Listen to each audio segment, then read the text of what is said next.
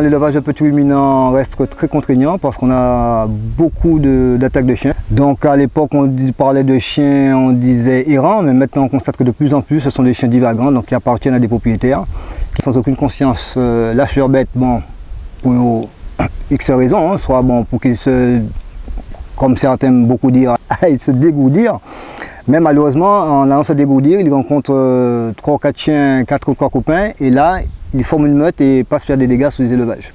Donc on est obligé contre effectivement ces fléaux, de trouver des systèmes de protection parce qu'il y a beaucoup d'attaques et ces attaques sont très difficiles à vivre parce que les pertes sont conséquentes et c'est un vrai carnage. Donc devant certaines images, certains éleveurs, je veux dire à la limite, se retrouvent dégoûtés, ne veulent plus continuer la spéculation.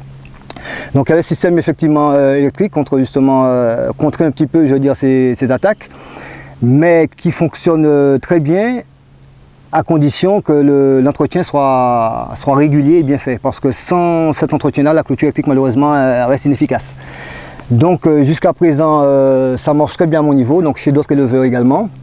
Donc c'est clair qu'il n'y a pas un système, je veux dire, miracle. Hein.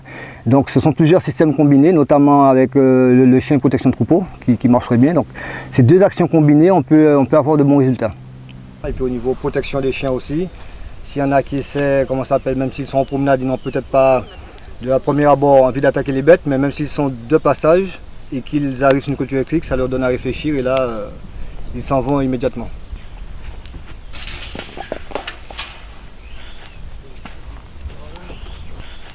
Avec l'appareil que j'ai actuellement, la douleur ressentie, ce serait celle éventuellement qu'on aurait reçue si on touchait une ligne de haute tension de 15 000 volts. Concernant le chien de troupeau, donc c'est très intéressant, à condition aussi que l'opération soit bien menée. Donc il ne faut pas oublier que ce n'est pas un chien de compagnie.